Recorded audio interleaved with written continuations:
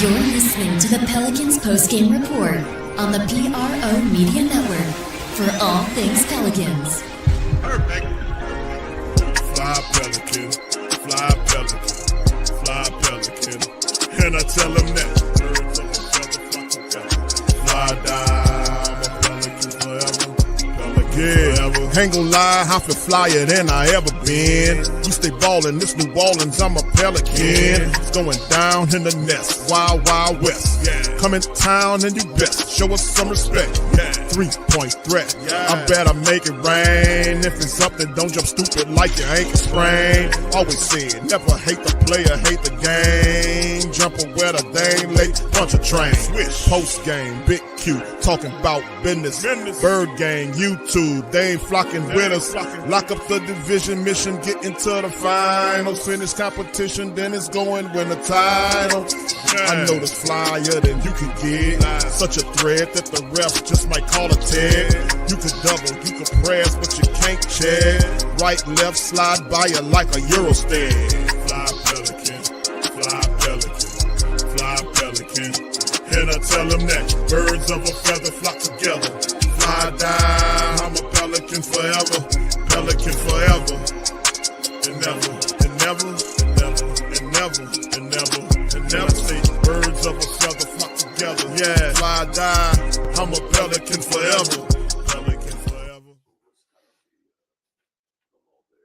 It's the same, you know, they got hot, they got aggressive, they became the aggressor second half, and you know, we tried to fight our way back in there in the fourth quarter, but you know, those third quarters are unacceptable if you want to win in this league, you know.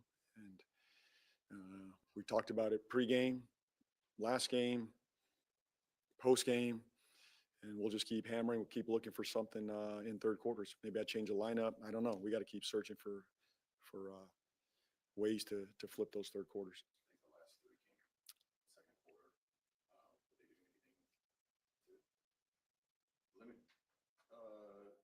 You guys on 3-point shots in the second half, or what did you see? No, I think they just had more effort, you know, and then their momentum started with them making shots. Then their defense picked up, you know, and we lost our force, our aggression, and I thought we found our way back into it. We had some resiliency there to fight back in it, but yeah, the third quarters we just got to start better. I mean, I don't know. We got to continue to search for that. But I thought it was excellent first half. Probably maybe our best first half of the season. Third quarters continue to haunt us, and we got to solve it.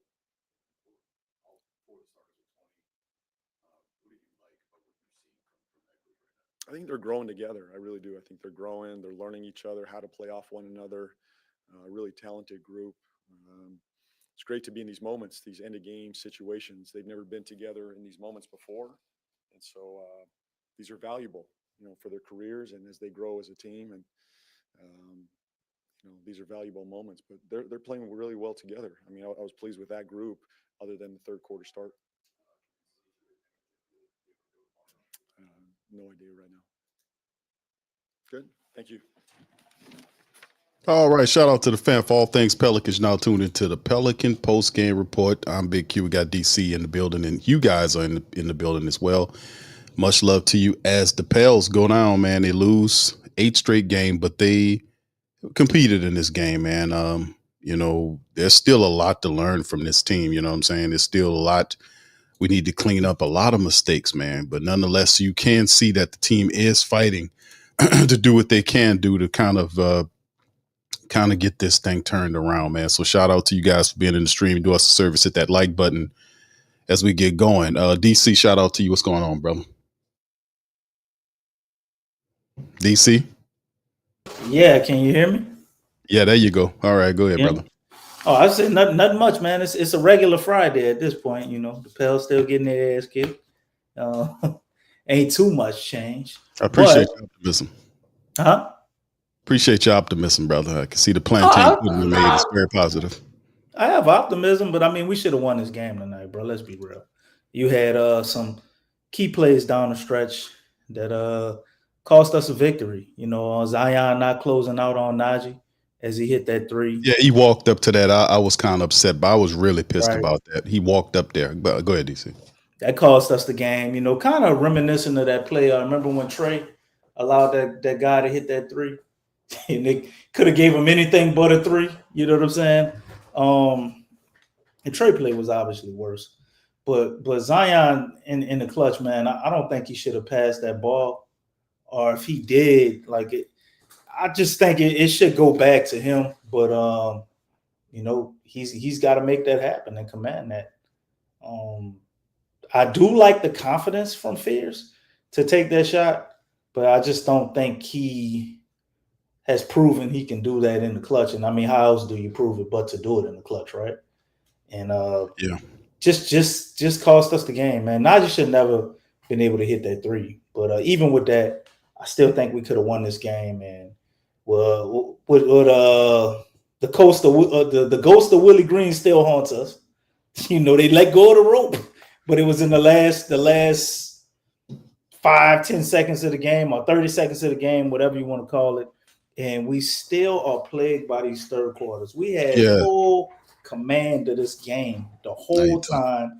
Dallas was, pretty much, they could have been close to the point, ready to pack it in and just prepare for their next game if we could have kept piling it on. But we came out in that third as they made adjustments, and we all of a sudden we can't hit a shot, we can't hit a layup again. At this point, I think the third quarter issue is just mental, man. I referred to it on last show, and it just seems like one of the things they got to mentally work through. They've built habits of being losers. So when things start to look too good or looks like you can possibly win, they just start stumbling and bumbling and fumbling and doing, stupid shit at times because they're used to losing. And then as those things happen, it's like, oh, here we go again. I bet you he gonna hit this shot. The type of things going through their mind, man. They got to continue to build winning habits, man, and keep going at it. But looking at the rookies tonight, that was amazing to see Fears doing this thing along with Queen. And, you had Zion and Trey, all of them scoring 20-plus points. So that's a very strong sign of, I guess, something to keep building and growing with. But this one, this is probably the first, game we had in hand. What was that? The Charlotte game, I think, when Trey, what was that? Mikal Bridges, I think, hit that three. No, we beat Charlotte, right, Q? Yeah. Can't remember. What game was that? Was that no, Charlotte and Dallas are the only two victories we have, right? No, you yeah. I may have to look at it again, but I don't remember what game was that. Phoenix? It's so damn long since Phoenix. we won the game. I'm trying to remember the game we lost and we should have won, but the Spurs? No, that was the Clippers game, I think. I mean, the Clippers with the last minute shot. That might have been the Clippers game. Yeah, that was the Clippers game with the last minute shot from Kawhi Leonard. Yeah, but I mean, it's a couple of them you could talk about. Do you see the Spurs game that shouldn't went into overtime? Yeah, but we did beat. That's right, Q. It was the Spurs game. The Spurs game went to overtime because Trey allowed Castle to hit that three. That's right. Yeah. The Mavs and the Hornets, the only two games we've been able to collect on, bro. So. Yeah, man. The Clippers, they ain't won nothing. We probably one of the only teams they beat. So you know what I'm saying? It's just we know how to lose, man. And until they change their mindset, change that energy, unless we blow a team out, it's gonna be hard to get a win in the last seconds of the game, man. Because they had it right here for them. They had it right here for them, man. I don't. It answers. We need some answers. We need solutions. Coach Borrego searching for him. He mentioned that to kind of change up the lineups. Don't play Zion with 9 shooters. I know that's hard. We got a lot of people injured, but I don't like some of these. I understand he's staggering them, trying to keep Trey, Derik Queen, or Zion on the court at all times, splitting their minutes. But I don't like some of the Zion lineups, and I don't know if he's still rusty from this. You just don't look. It don't look super efficient the way they're using him. Although Zion, you look at his efficiency tonight, it was crazy, man.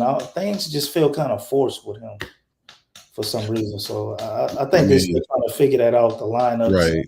Jordan Poole probably can help tremendously with that whenever he comes back as well. Yeah, I would have to say that exactly what it is. They just got Zion back in the lineup, and it's just been, 2 games back.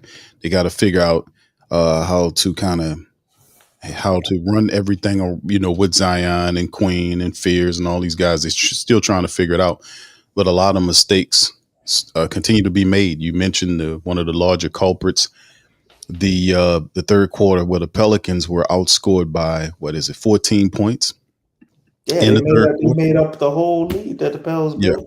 And they were able to kind of steal a lot of the energy off the Pelicans in there, and we weren't able to close out. So, I mean, it was a few things, but let me ask the fam list, who in clutch time moments, who's your closer? So that's something we have to kind of figure out some of these roles too. Who's the closer? That's simple. It has to be Zion. No matter how good we all like Derik Queen, I do too, and I think he's capable of growing into that. But at this point, Zion is still your best player. Nobody on the team is better than him. Did you see that today? I saw him still being the best player, but I didn't see him carrying himself in the last couple of minutes of the game like he was the best player. I did see at one point where he's waving the rookies off and telling them to get out the way, but those last couple of possessions just, didn't really rub me the right way. I don't know, maybe Zion's getting used to being a closer because you always had Brandon Ingram doing that. And as you point out, all the time, he's probably one of the most unselfish superstars there is. So he don't really care about somebody else. You can't. You look, fam. From in DC, listen, bro.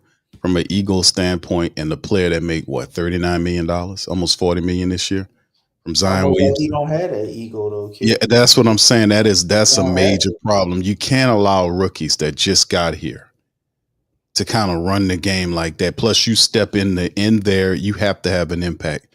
You are the star of the team supposedly, and you're making a boatload of cash, man. I mean, you got to go in there and you got to make it happen. You got to take possession of the game. I know the guy just got back. It's his second game.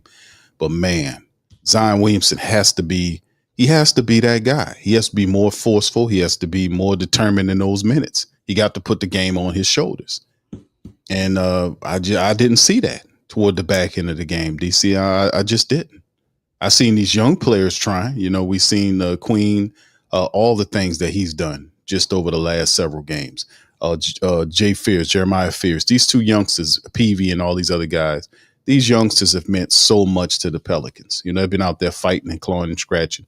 Zion returns. He has to be the fulcrum, the center point of what they got going on, or it ain't going to work right. It's not going to look right. It's not going to work right unless he takes, that onus in that moment. He has to be that guy. He makes way too much money.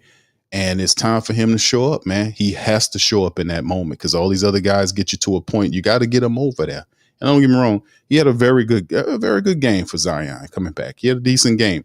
But at that moment, you need to really elevate and kind of take this over, man. Then he ain't got a matchup on that damn team that can stop him. But anyway, that's 8 straight. That's 8 straight losses the Pelicans have now accrued. 8 straight losses. Tomorrow is Atlanta. So it's back in the Smoothie King Center for Atlanta. Tomorrow we'll preview that before we get into the stats. Shout out to the fam, man. Appreciate y'all for being in the stream. I'll give y'all some love before we get into the stat read. What's up, OG Jerry? Shout out to you, brother Sean Castro, Knoxville, and big ups to you, fam. Appreciate you. Stacy, brother Jaden, brother Hoffa, shout out to you. What's up, Daniel? Lavelle, big ups to you, brother. Good to see you in the building as well. Much love, fam. Appreciate each one of y'all. What's up, Darlissa? Shout out to Darlissa. Says, after tonight, there's no reason to keep Jose anymore. I can't take him playing these type of minutes just to be really worthless out there. We have Fears, Poole, and DeJounte Murray. Got to get him. Got to let him go. I don't know. Jose is doing some stuff, man. Murray's not ready, but it's a lot going on. Shout out to you, Ross. Much love to brother Ross, brother Don, Guillory, Cloudy Bat, Shout out to you, man, as well. Brother Trey, what's up, Trey? What's poppin', bro? Miggy20, shout out to you, man. Much love to the fam. Appreciate y'all. What's up, Mike? Shout out to Mike as well. Appreciate y'all. Y'all hit that like button for me, fam. Charity Baby, what's up, fam? Appreciate you. Jedi Connor, what's up, my brother? How you doing tonight? Big ups. What's up, Steph, baby? Shout out to Steph as well. Big Sean, what's up, man? Appreciate you as well for being in the stream tonight. Much love, fam. Let's hit this stat read right here quick, DC, and I'll let you kind of ball on other players that you've seen as well, bro. Pels tonight with 42 of 91 for 46%. Mavs 40 of 84 for 48%. The Pels were 7 of 27 from downtown DC for 26%. The Mavs was 16 of 43 for 37%. That's ugly. The free throw percentage. I'm going to say one thing, Q. They 7 of 27. Do you realize that the Pels were like 7 of 15? So they didn't hit a 3-pointer with like the whole second half? It's the however it rolls. It didn't. In the first half. It didn't seem like they was hitting no 3-pointers in the second half, bro. To me, I seen from my memory a few of them. There was a lot of misses going on. I know Herb missed a bunch of them. We seen toward the back of the clutch moments of the game when Jeremiah Fears took one. He missed it. Queen got it. He missed it as well. A whole. Matter of fact, he shot it, missed the whole basket. The game. Yeah. Right. So it was some stuff going on, and threes wasn't falling, and Dallas kept attacking the paint, man, and they made it gritty. That Cooper flag, man, is when his full game comes together, he's gonna be something special. Yeah. So 24-31 the Pels tonight, fam, for 77% from the foul line, 31 attempts. Mavs were 22 of 28 for 79%. Mavs did have 47 to 42 on the rebounds. Assist game 30-25. Mavs weigh 15, 9 steals. Pels in double-digit steals tonight. 15 of them. We couldn't do it. Couldn't help it. It get us in the win column. 9 to 4 on the blocks toward the Mavs. And the Pels actually kept the turnovers down tonight. Yeah. You know, there was only 13 turnovers by the Pelicans tonight versus the Mavs 20 turnovers. And Coach Borrego talked about turning teams over and converting, only 13. So they held that down, gave up 15 points off those 13 versus the Mavs 20, and they gave up 22 off theirs. The Mavs barely won the fast break game 19-18. Pels dominated the points in the paint 64-40 in the matchup. And then individually on the box score for the Pels, man, listen, man. What can I tell you, man, about Mr. Queen? Even though he wasn't the top guy, it was actually Trey Murphy tonight in 35 minutes. Trey had 25 points. He was 7 of 14 from the field. He was horrible from downtown tonight. 1 of 7 by Trey tonight, but he was perfect from the foul line. 10 of 10, finished with 3 rebounds and 3 steals for Trigger Trey Murphy. 20 from Zion Williamson is the second guy with 22 points in 30 minutes. Zion was 7 of 9 from the field. Whistles, man. Yes, right. He was 8 of 11 from the free throw line, which is really good for Zion. 3 rebounds, 2 assists, and 3 steals for Zion, and only 1 turnover in 30 minutes. That's impressive for Zion Williamson doing his thing. And of course, rebounds though, man. Zion got to give us at least 6, man. That's embarrassing. 21 points from Jeremiah Fears in 32 minutes of action, 8 of 12 from the field, 3 of 4 from downtown, shot really good. Free throws wasn't there. He was 2 of 5, had 7 boards, 2 assists. He did have 4 turnovers, but he also had 4 steals to go into the game as well for young Mr. Fears. And then Derik Queen. How about our 2 fantastic rookie players? 32 minutes also from Queen. He finished with 20 points, 11 assists, 7 rebounds and a steal. Now he did have 4 turnovers, but he was 8 of 17 from the field and 4 of 5 from the foul line. He contributed. Herb Jones in 32 minutes. Herb only had 7 points. He was 3 of 10 from the field, 1 of 3 from downtown. He did have 9 rebounds and 2 assists and 2 steals in the game. And of course, off the bench, not much scoring at all. We could have used some scoring off the bench. 20 minutes from Jose off the bench, 5 points. He was 2 of 5 from the field, 1 of 4 from downtown, 6 assists, 5 rebounds for Jose Alvarado. Mr. Sadiq Bey, coming back from injury in 18 minutes, he just really, didn't give us much offensively. 4 points on 2 of 9 shooting. He was 0 for 4 from downtown and 3 rebounds. So we didn't get much from Sadiq Bey. A little bit from Sadiq Bey would definitely have helped. Peavy came in the game in 13 minutes, 4 rebounds. 4 points on 2 of 6 shooting with a rebound and a block, a steal from him. Jordan Hawkins in 12 minutes, 3 points on 1 of 5 shooting, 1 of 2 from downtown. He was plus 11. And I think besides Jose, who's plus 2, they're Jordan Hawkins plus 11, man. Because when I'm looking at the game, like he didn't do anything. He hit that 1 3-pointer, earlier with us, first quarter maybe. But other than that, he didn't really do much. Yeah. And then Eves, 16 minutes from Eves Messi, 4 points and 2 rebounds and a block from him. And like I said, not much shaking off the bench scoring wise, to kind of help propel the Pelicans tonight. And they fall down 118 to 115 to the Mavs. Now 8 straight losses. The Pelicans are now 2-14 now. So it's just the whole grows, man. The whole continues to grow. Well, it's getting kind of hectic, clip, man. You might have to. Well, I've been waiting to play that. Getting kind of hectic. DC is definitely beyond the getting kind of hectic. But you're right, man. This is just absolutely crazy. But here it goes.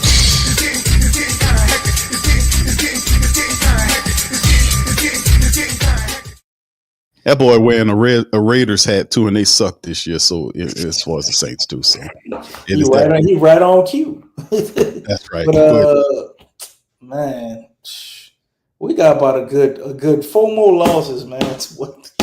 We gotta get a win, man. We gotta get a win. You got Atlanta coming up tomorrow night, and then with the whole thing with Zion, not even sure if he gonna play in a back-to-back. The way they was like subbing him in and out kind of made me think he will play tomorrow, but he did wind up with 30 minutes, so I don't know. But we've totally found a way to neutralize Sadiq Bey. Like he hasn't been giving us anything since injury. Maybe he's still a little banged up, but it's basically just the 4 guys. And Herb, man, I don't know what's going on with Herb. Defensively, he looks like Herb. But offensively, just that guy that makes, smart decisions, timely plays, timely cuts. Man, every time Herb has the ball, it's just like you kind of holding your breath. He didn't stop shooting, I guess, so many threes at the top of the key. He wasn't making none of those. But 3 for 10, and Zion only had 9. How does Herb have more shots than Zion? And Zion only missed 2 damn shots. It don't make sense. It's weird. Things are still discombobulated. Although as a team, they are playing with a new spirit. Things look like they're definitely not going to just bow out and quit. But they got to figure out the hierarchy of the team. Who's going to be number 1, number 2, number 3, 4? They got to figure that out. Shot distribution.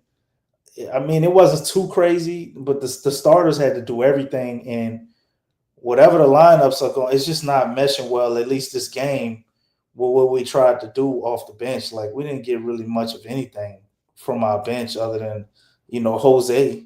He gave you 6 assists, 5 rebounds, 3-pointer.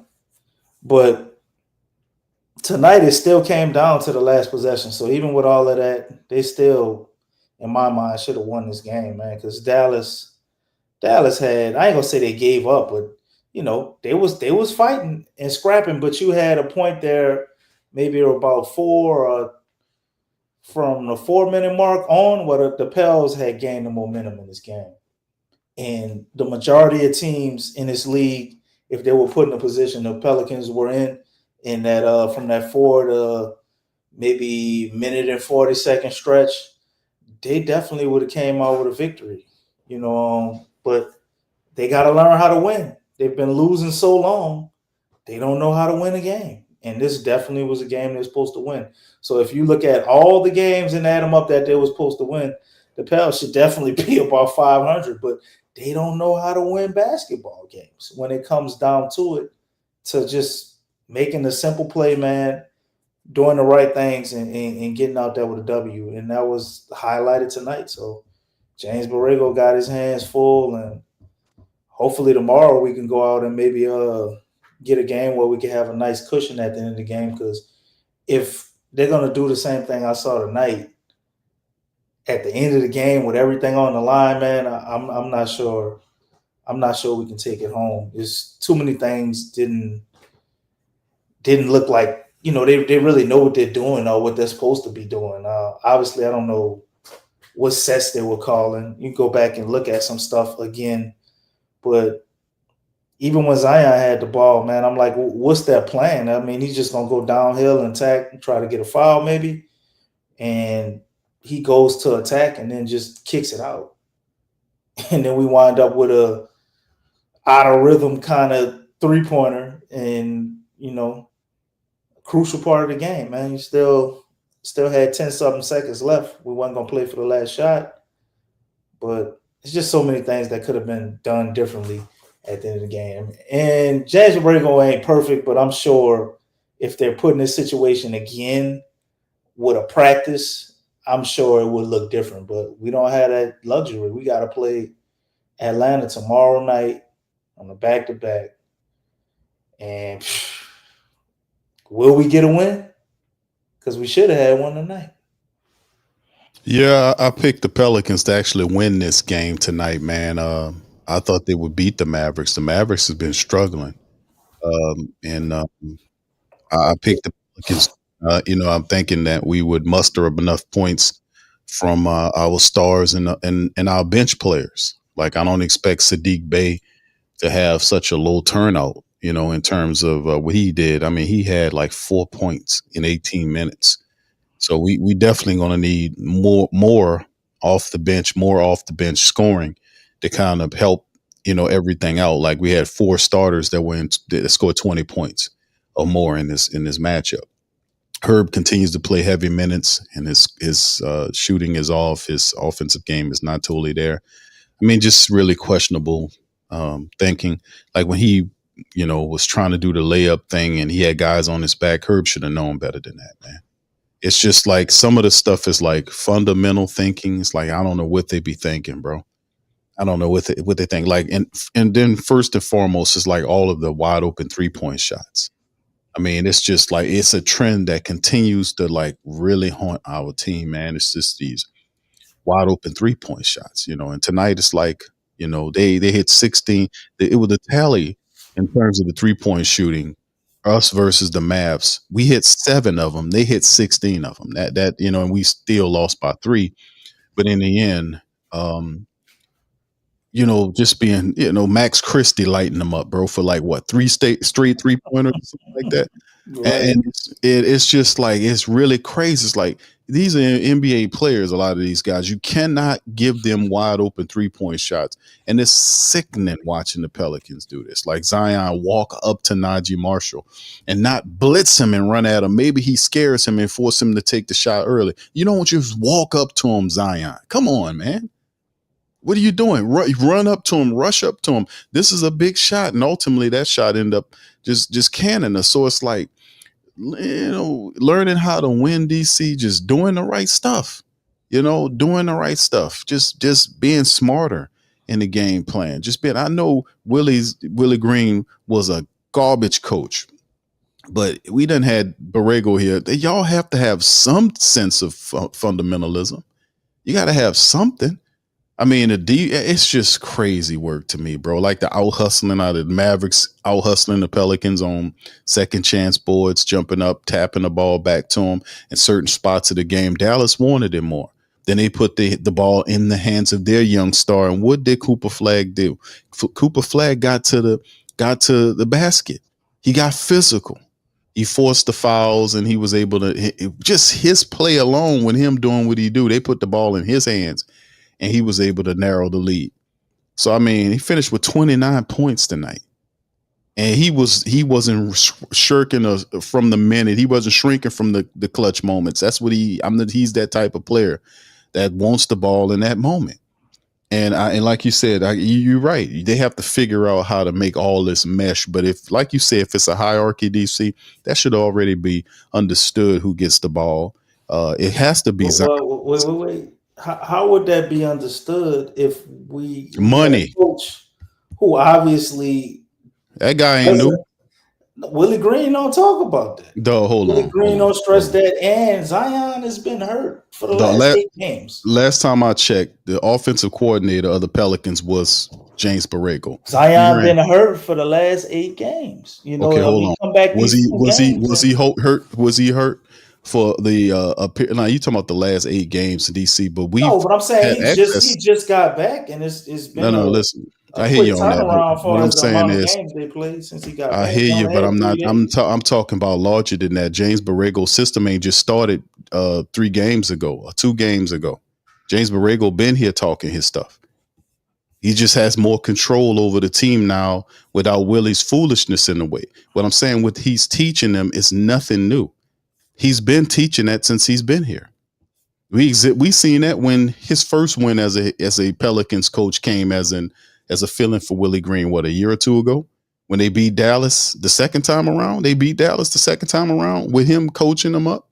So what I'm saying is, in many respects, the money designates who it is. That guy's making $39 million. And plus, this is the year in which they got to figure out if he's the key to what they got going on. That's what the whole Zion experiment under Joe Dumars is. If it doesn't work this year, they're going to get from up under him. That's all I'm saying. So it's a now or never situation. So if it's a back-to-back, Zion needs to play. There's no more saving Zion Williamson for nothing. There's no more of that. He has to play.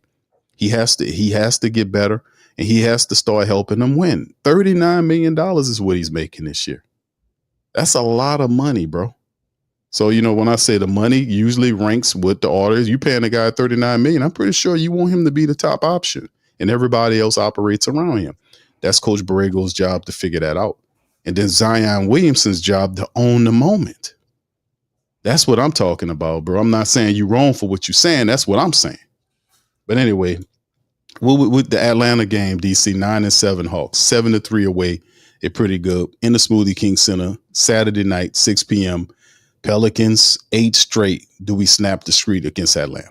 Well, not according to the matchup indicator. They got us getting the They pick us to lose every time, my brother. I know, man, but 71%, like, damn. Was Zion back? I think that's a little high. But who is, other than Jalen Johnson, who's the Mavs' next I guess best scorer? You mean the Hawks' best scorer? The Hawks, I'm sorry. Not the Mavs. Who's next up on the team? So NAW is starting. I thought he was the 6th man. According to the depth chart here, DC, they got him starting. With the Hawks, man. I haven't watched a game from them all season. Well, I mean, according to this, bro, they got Jalen Johnson. He averaging over 22 points a game. NAW is almost 20 points a game. So NAW is the second best scorer? That's what crazy. Well, DC, remember who the Hawks GM is. He's averaging almost 20 points a game on 47%. The Pelicans over there, I know. Yeah, that's your boy over there, the general manager, the Mime. And he got a lot of his former guys there. You call him the Mime? The Mime, remember, he won't talk. He won't say nothing to us. He got 2 of his old guys, Dyson and... I don't think he was allowed to talk to you. Oh, that's terrible. That's sad. David Griffin had that on lock, man. I don't think the man was allowed to talk. Bro. Well, this is the lick. Dyson Daniels, NAW. Zachary Rishashar. What is Frenchman? Okay. So you got these guys. 31 from the field. And Johnson, Jalen is the guy. He's the man. We know he the man, bro. He the man, bro. He the man. His numbers look like Zion type numbers, man. Other than that 40% 3-point shooting. Porzingis is throwing in 17. Porzingis is balling all over there too. So this is a tough matchup, man. You got a team that's pretty young, looks like us, trying to figure some things out. Got an established guy in Jalen Johnson, and all the younger guys trying to figure everything out. Dice, Zach Ashar, and NAW, obviously a role player, and then inserted him into the starting lineup. They got Luke Kennard on the bench, okay, and Akonwuye going look like he's probably gonna play for the Pelicans. He's day to day, so we know what that means. He gonna get right against the Pelicans, huh? oh, Willie. We're gonna see this. Oh, Mug, he's coming back. Oh, look at him. He look like he ain't been rusty. So y'all see that one coming. Well, he's questionable. They said, well, it's a game time decision, Yeah, DC. So you might be right. Yeah. Oh, man, game time decisions, they always favor. They probably wouldn't play against no other team. Like, who I'm playing? The Pelicans? Oh, that's a perfect warm-up game for me to come back. I'm put him out there, bro. Pelicans, the medicine for everybody, huh? You know how it go. And they play good. So until we kill that, that's gonna be the story. I ain't never heard of him. Fetch. What the boy name is? Vit? It don't matter, DC. But anyway, a bunch of players I never heard of, man. Atlanta got like a farm league team almost, bro. It's a bunch of people I never heard of, man. With Trey out. That's the guy they drafted instead of Derik Queen. What is he doing? What, this Vit guy? Yeah, he on the third. No, Asa Newell. That's the guy they Asa, yeah, Asa. What's his stats? 5.2. 5'2" and 50% on the field. Damn, he don't get rebounds? I don't think Asa playing much, man. Yeah, it must not be. Guess he still. Oh, damn, he's 6'10", 220 pounds. So maybe they're doing the some teams they try to sit him on a bench a while and let him get their strength up and all of that, and don't really play him much. So maybe they're going that route with him. But I think the Pels can get a dub against Atlanta. Looking at it, they're not tremendously more talented than us. They're well coached. But they do have a good coach, right? They got an identity. Team. They know what they want to do. That's right. And they have that to their advantage, man. So this is a game, like I said, if we can play like we played tonight and we can get a lead, early or at least come out in that third quarter and build a lead going into the fourth, something we can ride to a victory, I think we can do it. But if it goes to, they come into play, we come into play, and we going back and forth to the end of the game, man, I just don't think we're ready until we get some more practice time to be able to close out games after what I saw tonight. I don't think that's magically just going to fix itself, overnight without very little preparation. They're not able to work on those things and figure this out. We're going to see more of this hierarchy issue we talked about because Derik Queen is playing awesome. And it's like at times, I like Derik Queen, but he's not better than Zion. And I ain't knocking nothing he doing because we needed every goddamn point and assist and rebound and steal and block that he put out there tonight. But we got to figure out a way to make these guys coexist in those clutch moments. And also, I guess fine-tune and run smoother throughout the game. And I think a lot of it is the rotations, the guys playing together. You got to have that time out there, but I do like some of the cohesion and chemistry from the starting lineup. So I don't think it's something you just totally need to throw away and start again, but it definitely needs some fine tuning. And I think we're going to see more of the same tomorrow. We're going to see this team that looks like they can really be world beaters, and then, they cool down and you're trying to figure out what's going on. So, they still going to have a little bit of that going on. But I think they definitely can get a win against Atlanta. I'm not sure if they will. They got to win against Atlanta, DC. They got to break the streak. Pride has to kick in. We hear people talk about it all the time. The Pelicans are close, right? Tonight should have been a win. And I mean, we talk about them being close. I mean, and like you say, it guts, pride, something got to kick in. I mean, to get to snap this streak, right? 8 straight losses. You get Zion back. You got to do something. I don't know when Jordan Poole comes back. He was actually supposed to come back this game right here. They pushed him back again. So I don't know exactly when he's supposed to arrive. 21st, right? Maybe he come back tomorrow. Maybe that's a surprise. It could be, DC. I'm going to have to look at the estimated. That would make sense. Like if you got a guy who's been out, damn near as long as Zion, you wouldn't want him to come back on a back-to-back. It will most certainly help because we need some bench scoring really good. They're saying Poole's out to the 22nd. Him and Carlo. Carlo Mekovic is supposed to come back on the 22nd. We'll see, DC, because Carlo's supposed to be. That's another thing, man. Tonight, I like Yves Misi. I like his energy and everything, but we need Carlo, man. I think Borrego is intelligent enough to actually put Carlo out there with Zion. When you take Queen out and you don't want him out there, they need Carlo out there with him. Yeah, Carlo just energy in the bottom, man. So well, finishes strong at the. And he got a 3-point shot, man. Got an offensive game. Yeah, yes, indeed. He probably the second, third best 3-point shooter on the team. I mean, I like it. I like his. He comfortable shooting the ball too. He flies around. He hustles. Yeah, Carlo is definitely that help we need off the bench. That spark plug. No disrespect to Eves, but I would prefer Carlo, man. For what more he gives in that fast paced running offense. He's smart. I ain't gonna say smarter, but he just knows where to be. It just fits better. It's like him dunking on people. It's just a high fly game. I love how his energy impacts the team, man. So I don't know. They got it listed, fam, by but tomorrow, DC, for both Poole and Carlo Mekovic. We'll see if it's official. We're gonna see. Carlo's game just fits Zion better, man.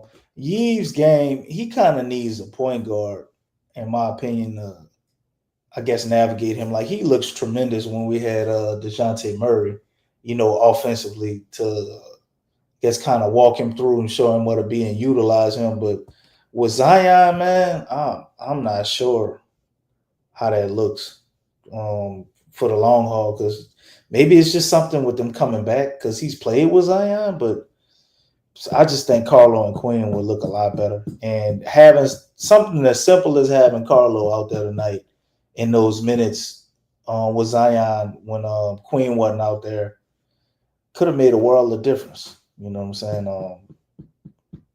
Yeah, that bench score would have helped, DC. We lost by 3. I mean, if Jose Alvarado and Sadiq Bey play better offensively, they add some more buckets, the Pelicans turn the tide. We break the streak tonight. So all that's very important, right? That extra offensive game. Like Herb and Sadiq kind of struggled on the offensive side of the game tonight. And like I said, we needed a more well-rounded effort offensively speaking, and smarter defensively. Like I like the energy they playing with, fam, and they have their spirit is there. You can see the improvement, like they're improving, but it's still so many things that really just tear the Pelicans up. It's the wide open 3-point shots they give. They fall asleep. DC, they fall asleep too much in these quarters. Like that third quarter, they know that's a doomed quarter. And then it floats on them when they pay attention. We're going to watch out for the third quarter now, and then it becomes the first quarter. Then it becomes, you see what I'm saying? It's a floating quarter that they got to play a full effort, a full game. So, like I said, I don't know what Poole's and Metkovic, but we could definitely use Jordan Poole's scoring ability, no doubt, and him acclimated into what we have here so we can be more of a balanced team offensively speaking.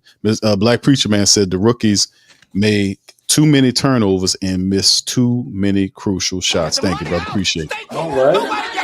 Black Preacher Man.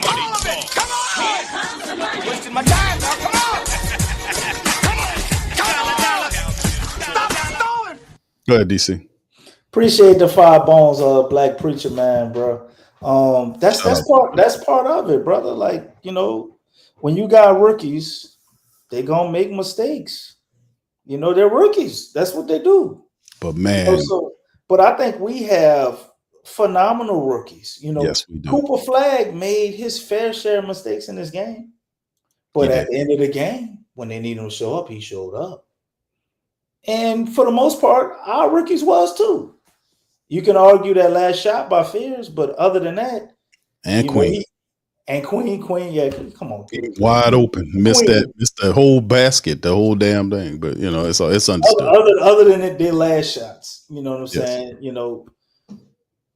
Fears had he had this issue where late in games, while we still in the game, he's always having a goddamn crucial turnover at a crucial time. He didn't do that tonight, So right.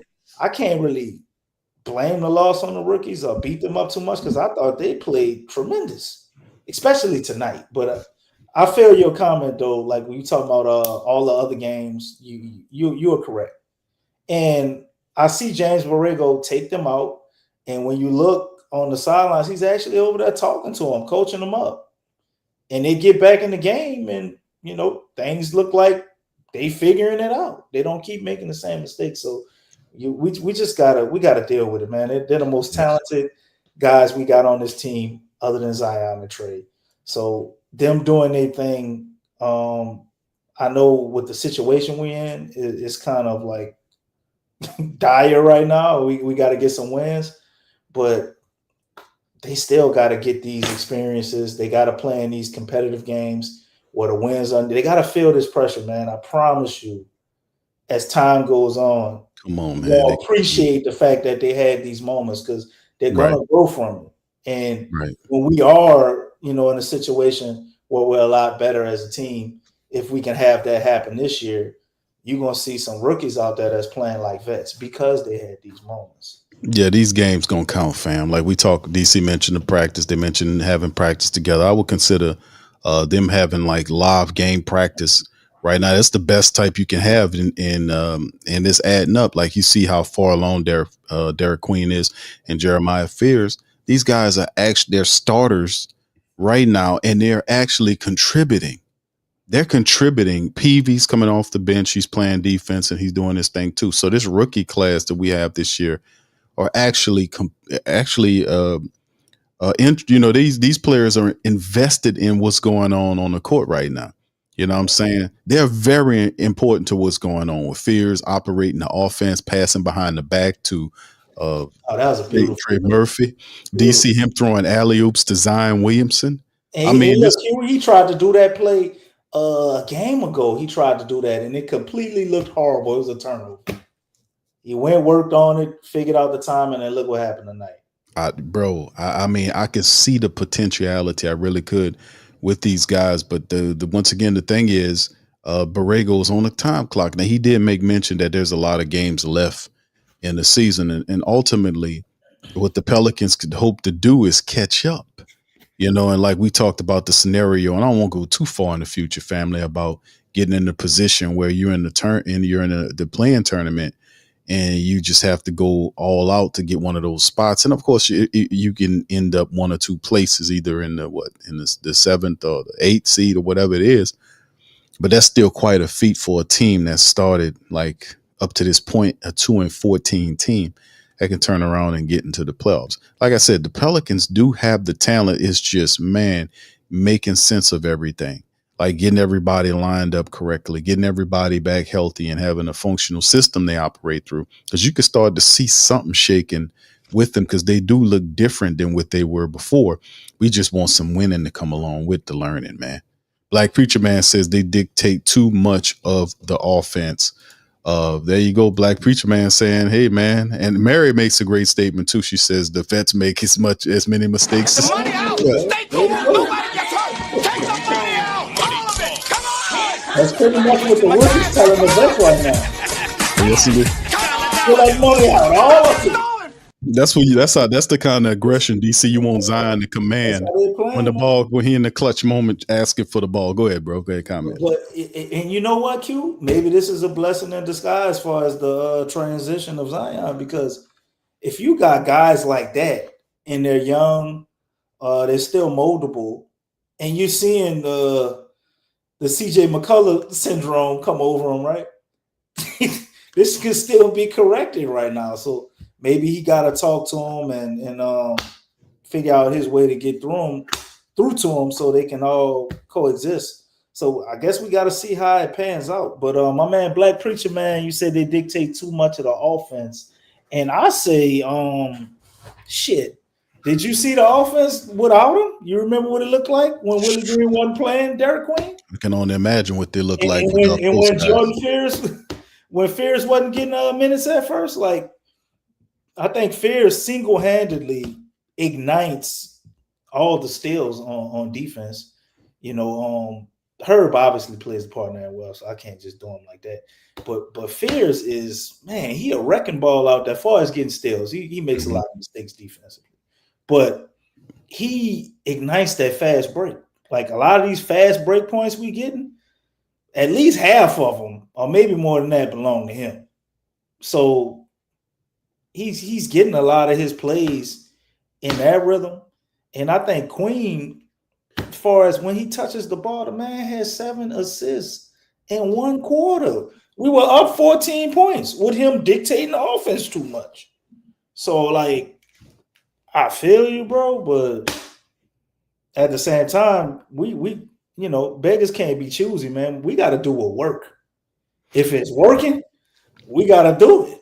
Well, it's already broke. We ain't got enough talent and just enough cohesion and chemistry to be trying to go against the grain because this is how it's supposed to be, man. We got to do what's working right now. We need a goddamn win. Black Preacher Man also adds, but I love their heart and their fight. Thank you, brother. Appreciate that. Appreciate all the money. Thank you very much. Picking me up, bringing me back to this world. Indeed, bro. Yeah, he did it like an offering too. He dropped it on us 3 times. Hence Black Preacher Man. He got speaking church. He got church going on right now. Right.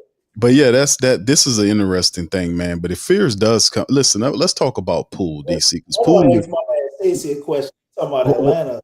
So hold on just a second, DC. Let's Atlanta beat Stacey. Just put that in the chat for me. My bad. This is one of the things we talk about because Poole is close to coming back to the team. We got ETA is tomorrow against the Hawks.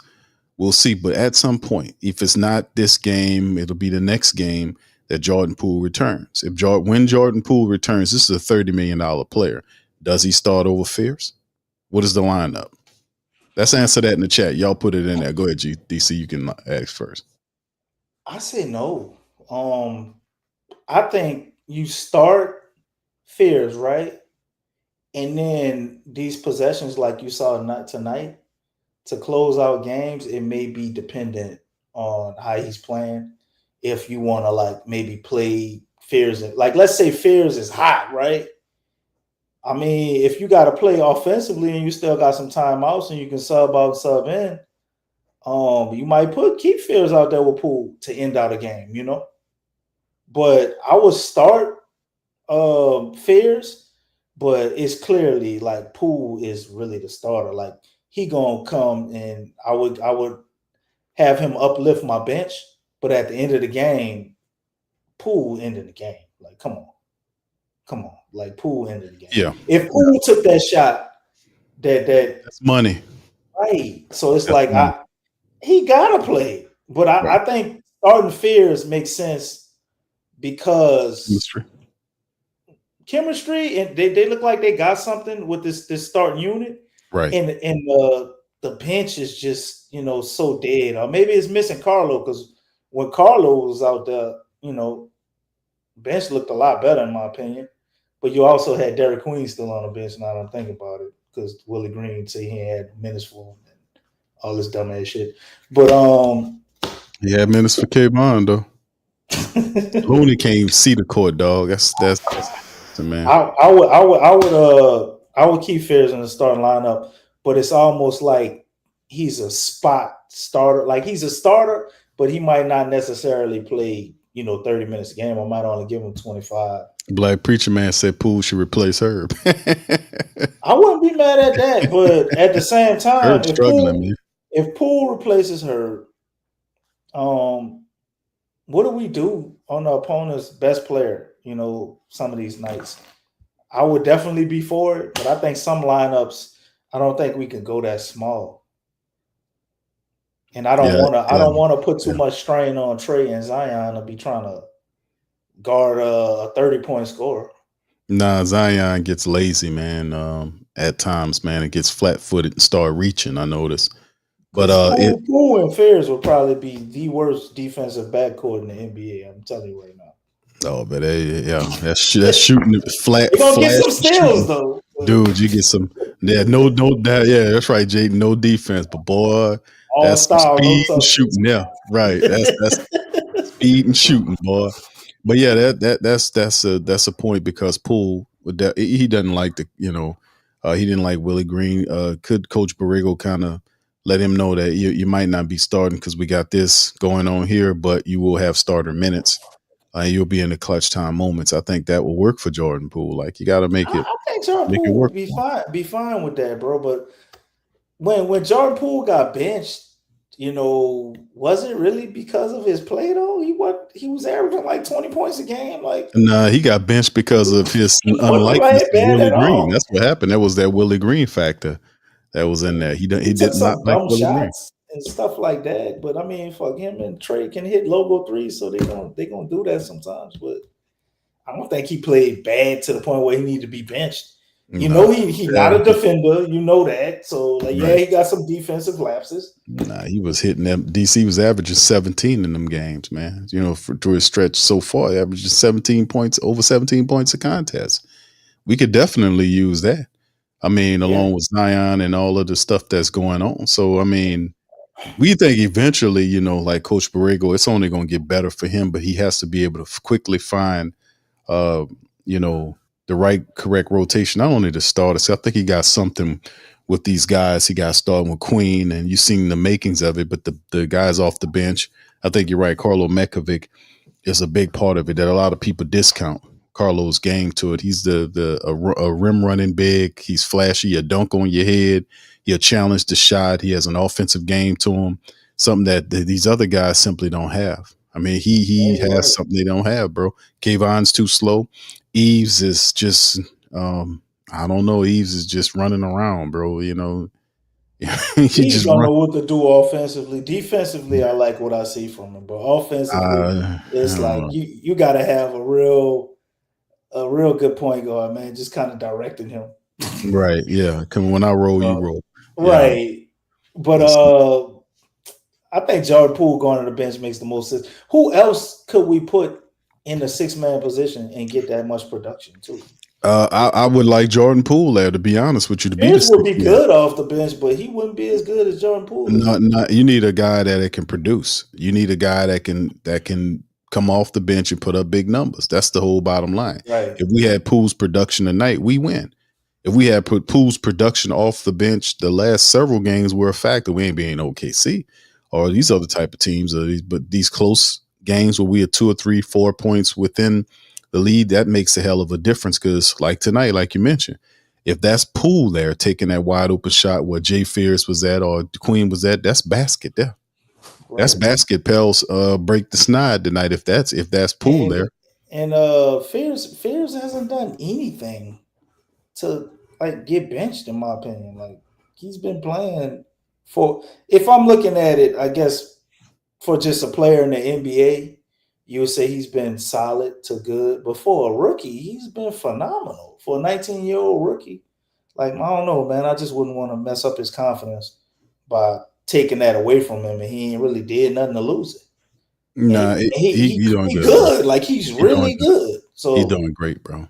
And Stacey, I said, who has Atlanta beaten, man? You told me they're really, really, really good, but I'm like, who they beaten? Like, what makes them so really good? I haven't watched them, so maybe you're right. I don't know a lot about Atlanta, but give me some info in the chat, bro. You know you the Pelicans post-game scout, bro. You always coming with some knowledge, so put it up in there. And shout out to Stacey, man. Stacey do be dropping some definitely giblets of information in the chat. Shout out to brother Stacey. Man, Stacey pulled some stats up you ain't know exist, bro. He be doing it, man. Stacey got to give him, bro. Stacey be on this shit. He a basketball encyclopedia. Ain't no doubt about it. Right. Yeah, he's a basketball encyclopedia. Shout out to my boy Stace. What's up? Shout out to y'all as well and the rest of the flock. I don't want to leave anybody. What's up? Appreciate you. What's up, Mary Kay? Shout out to you, brother Lionel. What's up, fam? Appreciate you as well. Much love. Tech Blitz is in the building. Jedi Connor says, do you think Herb hasn't found his footing yet, though?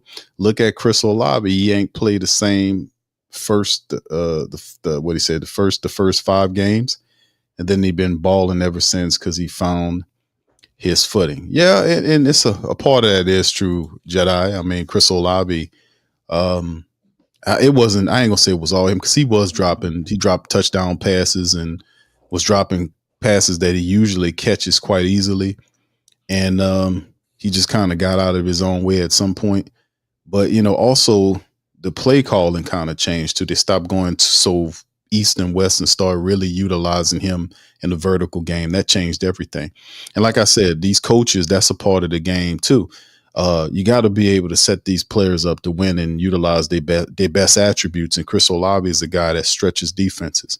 You got to do that. And when they started throwing that ball, like when he got that 62-yard touchdown catch on Horn, and then the toe tipping on the sideline and all this kind of stuff, that's utilizing him at his best part of his game. So just knowing those attributes and how to get them in position to be successful, that's a part of it too.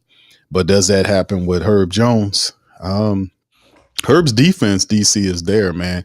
Offensively speaking, still struggling to get put up shots, man. You know, he's still struggling getting them three wide open 3-point shots. He ain't hitting them, bro. He ain't knocking them down. So will he get there? I mean, I believe in Herb's work ethic.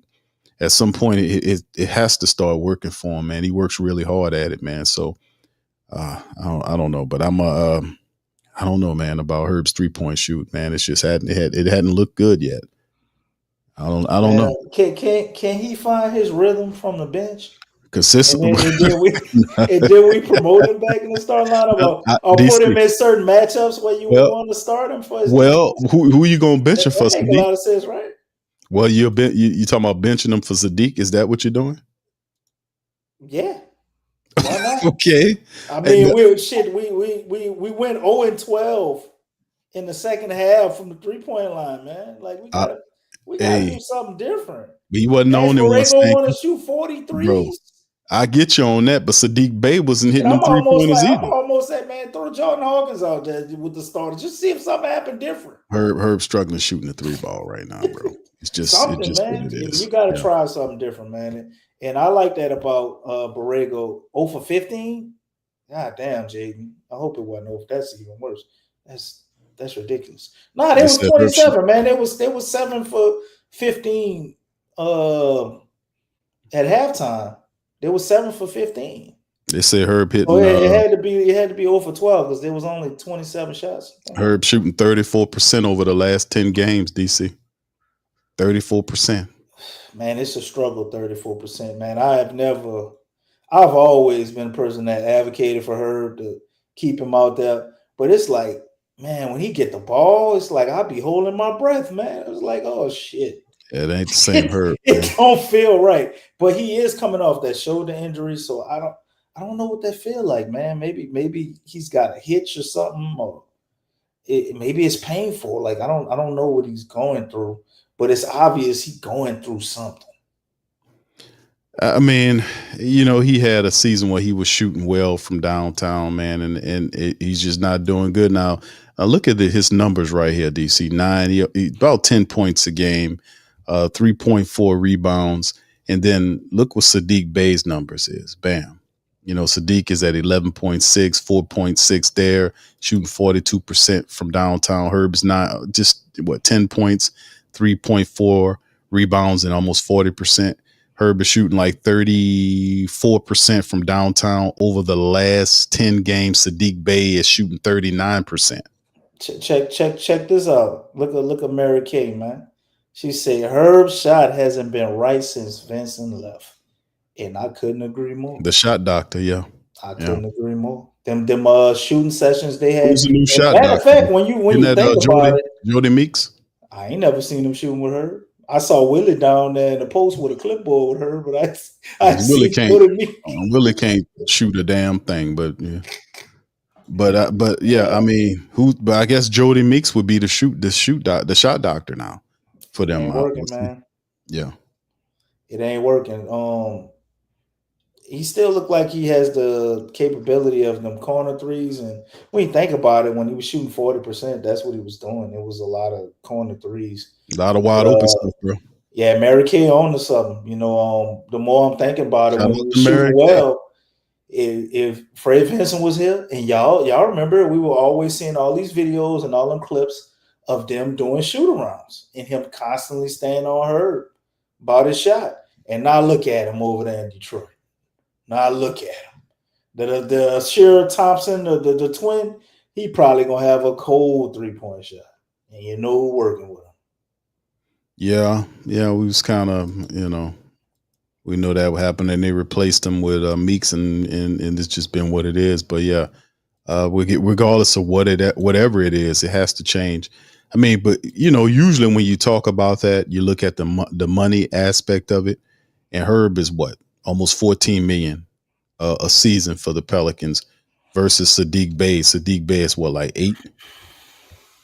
I think Sadiq is Sadiq is 6.1. He underpaid. Yeah, he underpaid, bro. Super solid deal. 6.1 they paying Sadiq Bey, who's outperforming Herb Jones off the bench. Like I say, Herb is making, what is it, And 13.9. the drop off defensively ain't that crazy with It's Sadiq not. Bey. Obviously, he not gonna do some of the stuff Herb do, but it's not like he a bad defender. I think we'll be all right. I But would have. certain players, I would probably start Herb, man, for certain matchups. Man, I wouldn't be mad at a Sadiq Bey starting over Herb Jones, dog. I would not be mad. I think Sadiq Bey, actually, I think he's better than Herb. I'm gonna be honest with you. I like his skill. He I think is. he's a better player than Herb Jones. He's more complete than Herb. His offensive game is there. He's a stronger, bigger player. He has same gritty temperament in terms of defense. And like I said, he's a guy that said that I like him being here. This is a guy who got inside and outside game. DC smart defensively. He gets there and he'll fight with you. He'll battle in the paint. You got a never say die mentality. So you're not really losing anything if you move Sadiq Bey to the starting lineup. I just don't know if the Pelicans going to do that based on the money situation, because the money's always a factor. Go ahead, bro. Yeah, I mean, you're right, man. You can't have $50 million on the bench. We already talking about Jordan Poole not starting. Then DeJounte Murray coming soon, in a couple of months. You have DeJounte back there. You gonna have him on the bench too? Next, right. You have $100 million on the bench. Dog, I'm telling y'all, you gonna have Herb. I just told you how much Herb making, and then you'll have Herb DeJounte contract don't kick in until next year, though, right? But DeJounte Murray, like $10 million this year, right? but Murray making 30 million. DC, he'll be back in January of 2026, which is what, a little over a month and some change. DeJounte Murray and Jordan Poole would be like the perfect backcourt. Wow. But you can't have $60 million on the bench. Bro. $60 million right there, bro. Between Murray and you gotta get Murray away with it for a couple Poole. of games. You get away with it for a couple of games. But if it start looking good, like they gotta start. Especially DeJounte, because you probably gonna trade him if Fear's trajectory is going the way it's going. It's like, I guess you could see keeping DeJounte for 1 year and trading him in the offseason, but man, I don't know what we're gonna do with these lineups, man. That's gonna be something else everybody gonna be mad about, because no matter which direction you go in, it could always be somebody come along and say you can go a different way. It's just too many options. Yeah, it's a lot going on, man. We'll see how it all is put together, man. But DC, let me show you the schedule before we get out of here, because remember, we got another game tomorrow, fam, at 6 p.m. We're back tomorrow, back to back. The second one is going to be Atlanta in the sleep for y'all, man. So it'll be a three game homestand for the Pelicans, November the 22nd tomorrow. Atlanta comes to town. Monday the 24th is Chicago, and Wednesday the 26th it's Memphis, right? And then 2 more games to close out the November slate of games. Saturday and Sunday are back-to-back matchups against Golden State and Los Angeles Lakers on the road. So we got 3 home games with Atlanta, Chi-Town, and Memphis. If we're going to do something, like tonight should have been a win. We need to really win these next games. Atlanta, Chicago, Memphis, to me, are all winnable games for the Pelicans to break the 8-game slide. We'll see what's going on with Jordan Poole. I know they got it listed that him and Carlo Mekovic are supposed to return for the Atlanta game. If that's indeed the case, bro, we need a win against Atlanta. We need a win against Chi-Town. We need a win against Memphis. We really need to kind of finish out the month best way we can with a winning streak to kind of shake this thing around, man. So go ahead, DC. You can go ahead and chime in, bro. Yeah, man. I mean, schedule definitely gets a little easier, but it isn't like it's it's just completely lightening up, right? You're looking at Chicago. Nope. Chicago ain't no cakewalk either. You know, they got Giddy over there balling, man. You know, another player we probably could have got. They got him over there balling, and they got to go against Golden State again. No matter what the hell Memphis got going on, they seem to always have our number. You know, then you got Los Angeles, Minnesota, which is weird. We play them back to back, the goddamn baseball little schedule. Minnesota is one we probably could take for sure. We just seem to have their number, man. Zion always seems to play fantastic against Minnesota for some reason. Brooklyn, we got to beat San Antonio at some point. Brooklyn ain't really trying to win, but Michael Porter Jr. out there balling. He for sure probably could give us 40 or 50. Yeah, but you getting DC all over the next 10 game stretch, bro. You getting your heavy hitters back. I mean, you getting all your guys back. You have Zion, you have Poole, you have Carlo. The only other player that you won't get back until next year is DeJounte Murray. So you'll have more than enough firepower supposedly to be able to beat in Atlanta, Chicago, or Memphis. And we getting 2 days off. 2 days off in between these games. So I think that's really beneficial right there. Yeah. So that's what I'm saying. I mean, we it's one game at a time approach, weekend, though. It's a one game at a time approach, but still in all, if you're the Pelicans, you got to be looking to kind of get right at home against Atlanta, like to stop the slide and then just continue to build on that. Just get that winning feeling and just work hard to keep that feeling, because they should be able to beat. And I can't say should. With the guys that we have, we should be able to handle business. But like I said, 2 questions: does Zion play tomorrow, and does Poole come back tomorrow? That's 2 questions. I say Zion should start. Shouldn't be no back-to-back on rest for Zion Williamson. I don't think there should be that anymore, being that this is the year they figure out if they're gonna keep him or not. And then of course the Poole thing. If Poole and Matkovic are back, this should be a win for the Pelicans. Chicago should be a gritty win. Memphis should definitely be a win. We should have beat them at the start of the season.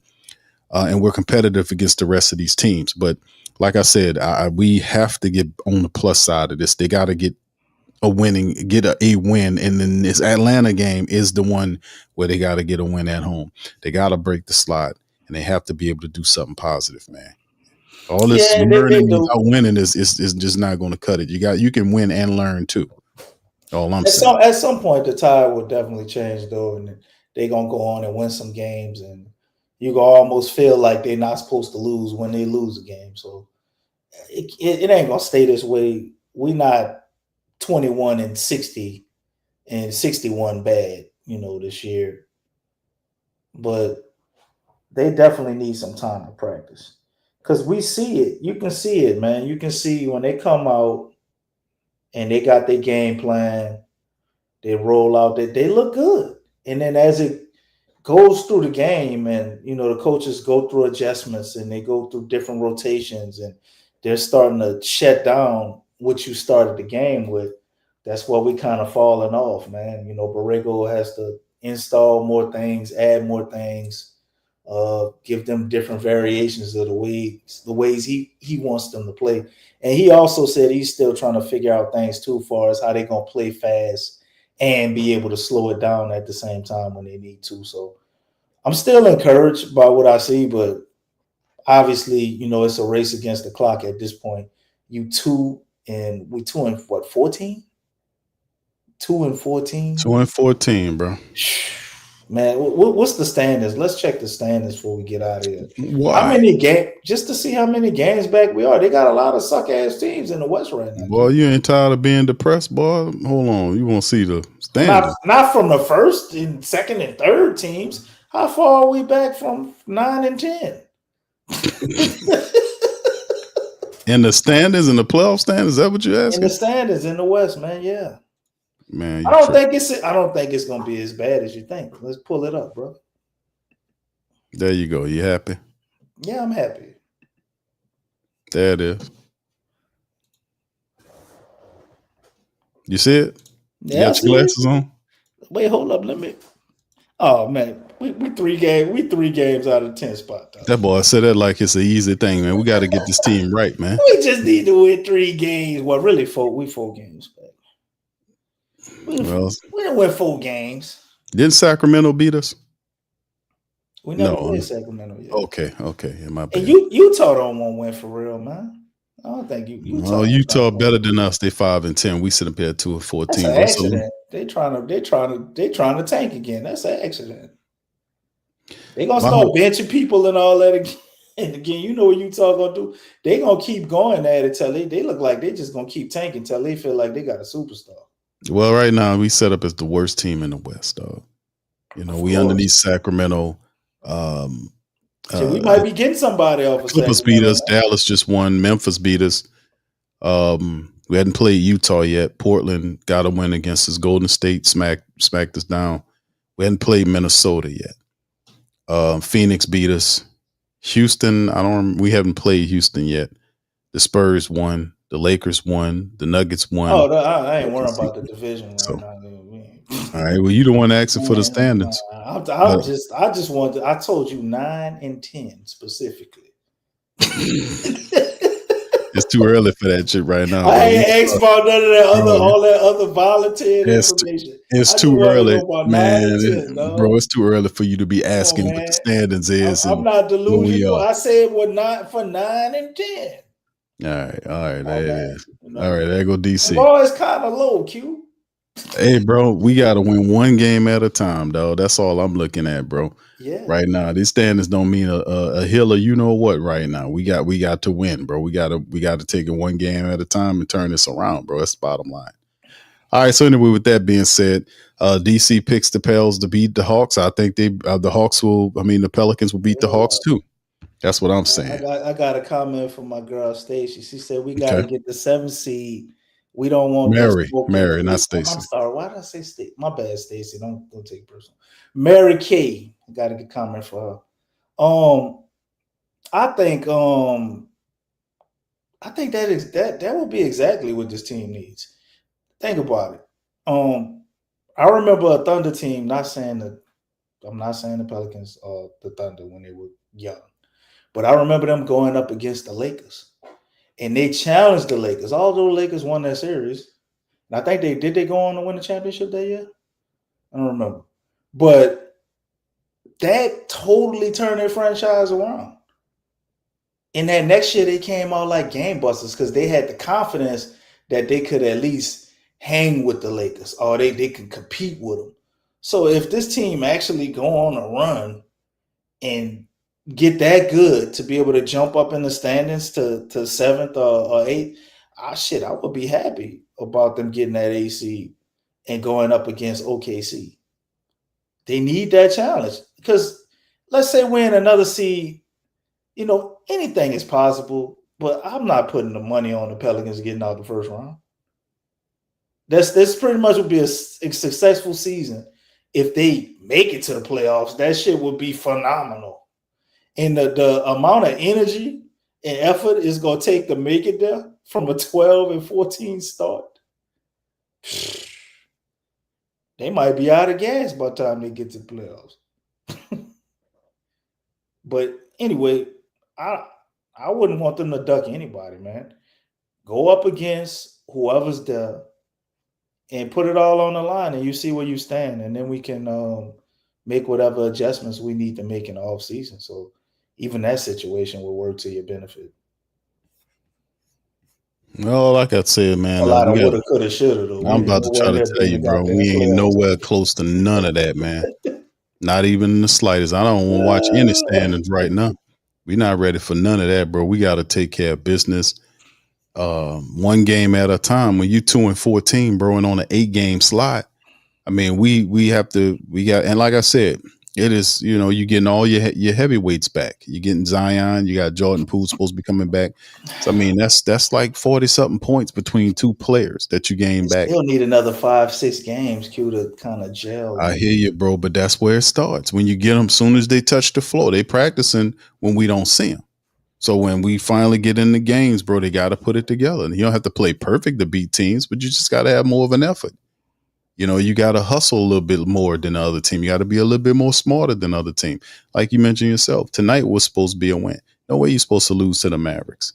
Right. Not tonight. But once again, we're 1-7 at home. We have to be able to find a safe ground to grow. Like, they're not good on the road. They're not good at home.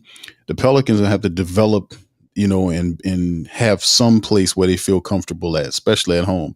They're going to have to protect home better. They have to play smarter here. I don't see any difference in style of play from away versus home. They don't salvage the energy needed. Like, if they could have better effort games, man, we could turn some shit around. But like I said, man, it's just not they got to win. They got to win, and this starts tomorrow. My man, Black Preacher Man, want to know where they're going to be at the All-Star break. I'm going to tell you, me personally, I would just say somewhere under 500. I don't know, Black Preacher. That's a safe ass bet. I don't know where they would be at the All-Star break. I truly don't. I think we might actually need to pull off a trade for somebody, even if it's just some bench shooting or something, to actually get things going in the direction we would want them to go, far as them being able to go on a serious win streak here. I think they might need a little help, other than everybody just getting healthy. So I don't know. Where you see them at the All-Star break, Q? I don't know, bro. Safe ass answer. I don't know, bro. Just be honest with you. I don't know. I really don't know, bro. But you had a better answer the way you was critiquing me saying that. Well, I'm gonna mess with you anyways. But that's the reality. I don't know, dog. I don't know. Because like I said, I can respect what they're doing. They seem to be giving it more effort. But if they want to do something, bro, they got to galvanize a lot quicker than this, bro. It's like I said, it's not like these people haven't, this is a new coach. This guy been with the team for the last 3 years. A lot of these players been on the team more than that, for the summation. They're familiar. We got rookies that are fit masterfully in what we got going on. And everything else just has to work together. We got to have Zion has to play. He has to up his game. He has to play at a level that we haven't seen before, especially with his career with the Pelicans on the line. Fam, y'all realize how many stars are on the trade wire right now? Right now, it's a lot of players on the trade. I mean, really good players that's facing trade scenarios. LaMelo Ball is out there in Charlotte. He wants to be out of there. Ja Morant, he's done in Memphis. They got a couple of really good players, and if Zion don't step his game up, he could be one of those guys on the trade. So there's a lot of heavyweights that could be moved around come trade deadline. So, like I said, man, it's this year it's going to be something else, man, for us, like no other. And this is the year where we get clarity on if Zion's a part of the future along with these young players. That's why Fears and Queen is about. Let me tell you, Queen and Fears are winning people over, man. The hardcore Zion supporters, man, they kind of looking at Fears and Queen like, man, we might have to ship this guy out and get some more weight and some more assets to help build these guys up. That's what they're looking like. And when you see Fears, and even though it was first game playing with, in this type of thing, and you see him conducting the offense, Queen throwing passes to Trey on alley-oops and him throwing the ball, all this kind of stuff. This is, hold on now. I'm thinking, hold on, where's Zion? This is your team. You supposed to be the guy doing this type of shit. It ain't supposed to be the rookies. These are rookies. You the guy making $39 million. You supposed to be, and all this kind of stuff. But like I said, we gonna see what it is as more games and things unload. Zion is just too agreeable, man. He's too agreeable in many things, man. This is your team. You're making all this money, bro. You got to be the guy that makes the shot, bro, to justify the money. That's what it is. Go ahead. You got the last word, bro. I truly wonder sometimes, man, does Zion really love the game? Or is he just really, really, really good at it? Does he love the game? Does he really love the game, man? Because when I look at basketball, and you go back to our era, we feel like we had the best era, right? Q, from the 80s to the 90s, 2000s, right? I can't think of any player that I really, liked or admired, man, on that basketball court that would let that be an issue. Mm-hmm. Everything you just said, it would be known I mean, if you got the fight to let it be known, even with your teammate, it's gonna be known. Right. It wouldn't be a thing. But I also got to understand that like this is a different era, and these guys they different. It ain't like Zion is the only player that have some of those tendencies like that. Although I would say he's probably one of the worst as far as his talent level, but you got a lot of guys that are like really, really good at this game, man, but they just don't have that same passion, that same competitiveness. And I think that ties into, all the time that they miss with injuries and all of this stuff, man. Some of these guys we used to watch play, they looked at it as an honor to be able to play this game, just to be able to play it. So they didn't even want to miss a game. Like, man, I'm getting paid millions of dollars to play basketball. Missing no goddamn game. Right. If I could walk, I could play. That's right. That's how they felt. But this era, they don't look at the game that way. And you do have some players that do. But the ones that do, like, they truly love the game. Like, they love the greats. They look up to them. Zion talk that talk. He made me think he do when you listen to him talk. But when I look at certain things, man, I kind of wonder, like, is he just gifted to be able to play this game? And he don't really love it. And that kind of goes to the things we was going back and forth about, as far as him, being able to expand his range and take some shots, which you did see him do a lot more of that tonight, don't you? Yeah, I seen a few things for him, bro. He was taking the middies. He was taking 5-foot hook shots and little different stuff like that. We got inspiration, dog, with Queen's in his offensive bag. With Queen in his offensive bag, DC. I mean, Queen taking 3-point shots. You don't see Zion. I mean, some of this stuff. Zion watching the rookie, right? He watching the rookie shoot 3-pointers, middies, battle, twist, and turn. Miss some whole goal in clutch, but he still got the confidence to shoot him. Right. So that's what I'm saying, man. It's got to be motivation. Like, man, this is my team. Where's your pride, dog? Like, if you supposed to be talking like, yo, we gonna turn this around, because it's a lot of times these teams, some of the best teams are star led. Like, you have to have your stars to come together and say, hey, fam, we're gonna do this. We're gonna galvanize and we're gonna play through me, stand on my shoulders. I'm gonna take us to victory. I'm gonna get this, this sort of thing. Like, you see a leader do, like taking the shots, the big moments in the game, like the clutch time we seeing here in the Mavericks game. That's Zion Williamson with his 39 million, whatever it is. He has to be the guy to lead the way if he's the first option. He is listed as the number one option, the first option of the Pelicans offense when he's healthy and on the floor. So he has to behave that way. And Joe Dumars and the Pelicans are watching. I think the last encumbrance to Joe, and they talk about the draft picks, but if Zion doesn't iron out, they're going to get something. They're going to get something for Zion Williamson. You know what I'm saying? And if he don't iron out because the future's here. It ain't just one guy, it's two guys and their games coincide. So I mean, the Pelicans have options here. They ain't totally hell bent and stuck to Zion Williamson. That's why a lot of the Zion trade talk is saying is being pushed forward now, because the team sees and people see that Fears and Queen are the future. Zion is the present. So if he doesn't show that he can take him to that next step, it's time to go beyond and find assets to help build these young people. I know you're trying to get out of here, man, but you said, go ahead, DC, speak it. Gives me another question, though. Go ahead, man. I don't have to answer. That's why give me a question. Okay. Do you think, because you look at Queen and Fears, right? Queen, I see it, but does Fears game really mesh with Zion? I think they can figure out a way to coexist and play together. But if we didn't have Zion,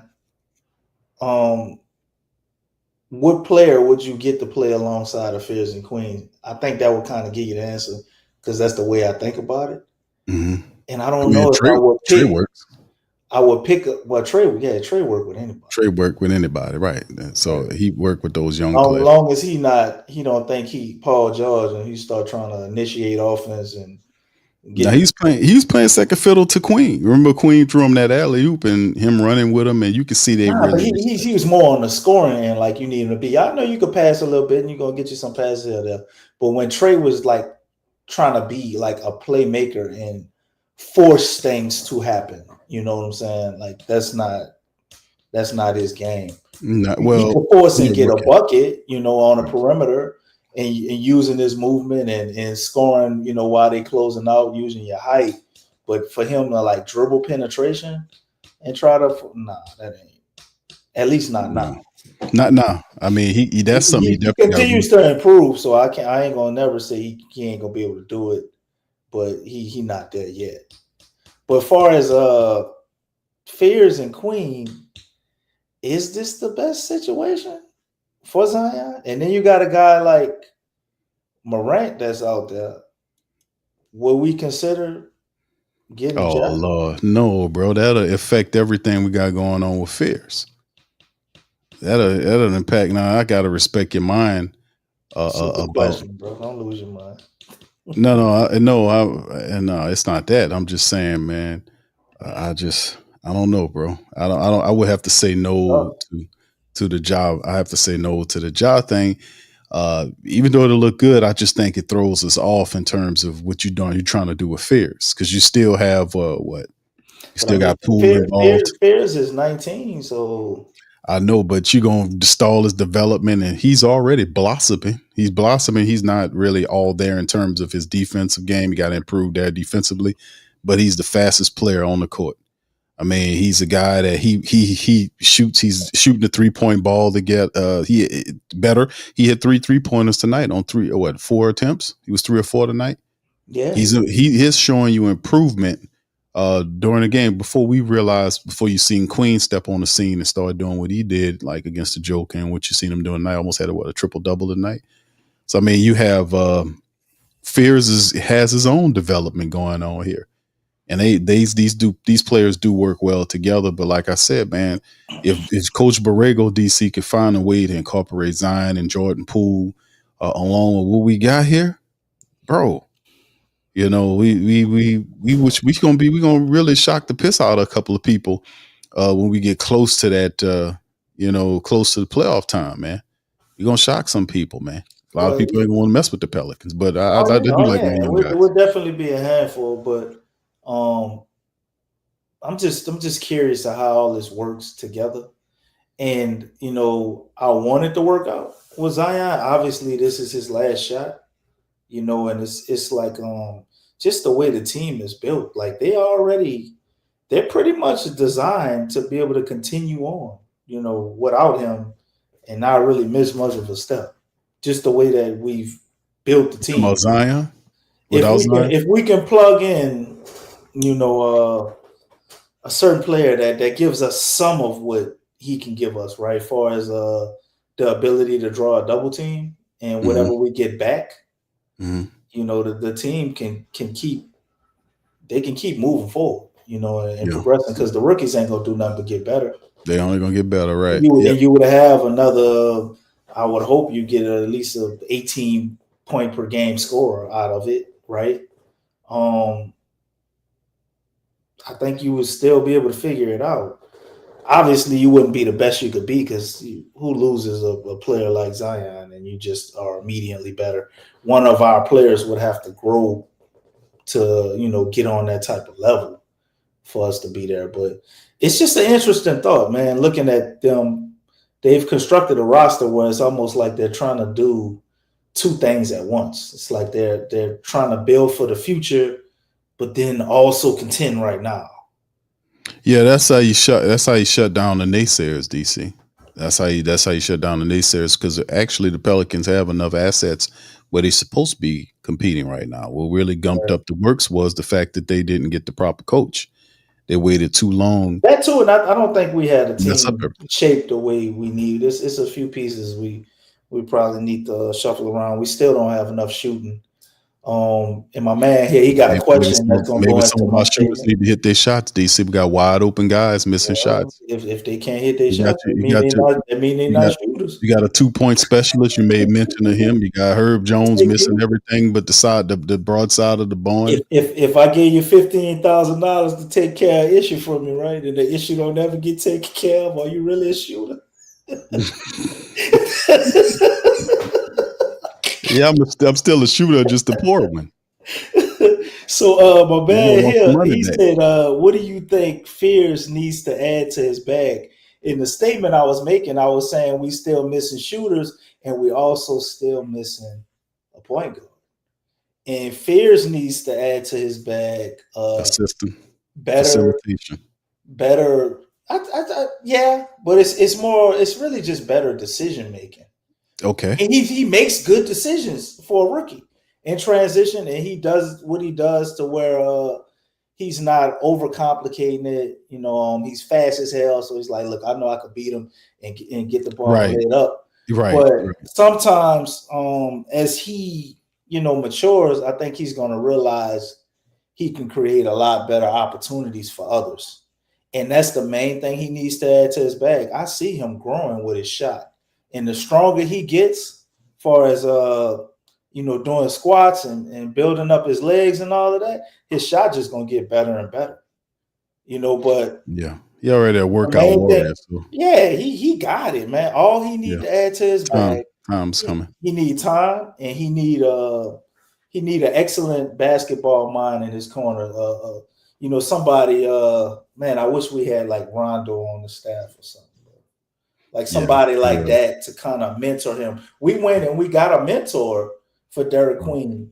Look what DeAndre Jordan. Yeah. Soon as we got him, it's like Derik Queen instantly just went up. Just all of these little things about being a big man. I'm sure he over there coaching him up. We need the same thing for Fears so he can improve his facilitation, obviously. And just decision making as a whole, because like, man, you're a point guard. Your job really in that starting unit is to set the table, get everybody else involved, and make sure everything is being distributed evenly. Now, Queen, he's got that passing prowess, and he's just a special passer. Queen could still be that, and Jeremiah Fears still be a point guard and kind of fill in the gaps. So it still don't change that responsibility. And I don't know if it's because he got a little too much Chicago in him, man. Chicago dudes, they ballers, man. They be buckets. They know how to get a bucket, a lot of them.